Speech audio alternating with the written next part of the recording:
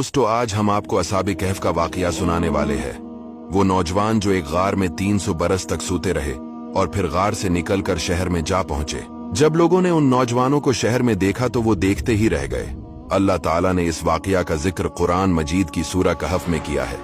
दोस्तों, वीडियो को आखिर तक जरूर देखना, इंटरेस्टिंग वाकया है। हजरत ईसा अलैहिस्सलाम के आसमान पर उठा लिए जाने के बाद ईसाइयों का हाल बेहद खराब और निहायत अबतर हो गया। लोग बदप्रस्ती करने लगे और दूसरों को भी बदप्रस्ती पर मजबूर करने लगे।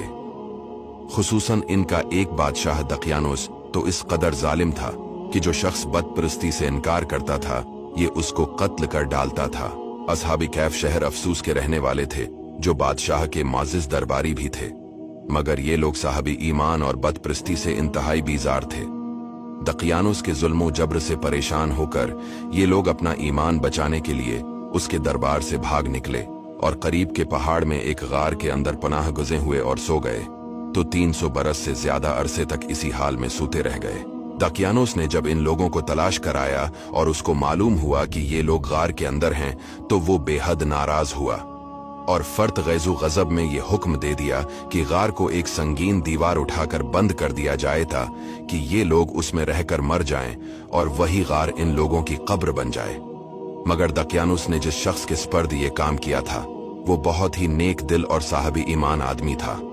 उसने असहाबे कहफ के नाम, उनकी तादाद और उनका पूरा वाकया एक तख्ती पर कंधा कराकर ताबने के संदूक के अंदर रखकर दीवार की बुनियाद में रख दिया और इसी तरह की एक तख्ती शाही खजाना में भी महफूज करा दी।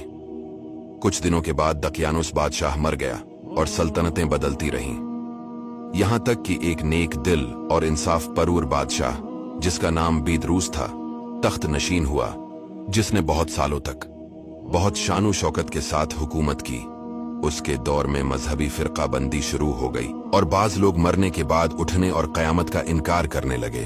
कौम का ये हाल देखकर बादशाह रंजो गम में डूब गया और वो तन्हाई में एक मकान के अंदर बंद होकर खुदावंद कुदूस के दरबार में निहायत बेकरारी के साथ गिरिया वजारी करके दुआएं मांगने लगा कि या अल्लाह, कोई ऐसी निशानी जाहिर फरमा दे ताकि लोगों को मरने के बाद जिंदा होकर उठने और कयामत का यकीन हो जाए।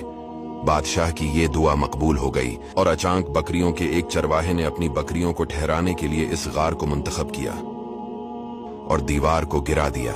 दीवार गिरते ही लोगों पर ऐसी हैबत सवार हो गई कि दीवार गिराने वाले लर्जा होकर वहां से भाग गए और असहाबे कहफ अल्लाह ताला के हुक्म से अपनी नींद से बीदार होकर उठ बैठे और एक दूसरे से सलामो कलाम में मशगूल हो गए और नमाज भी अदा कर ली।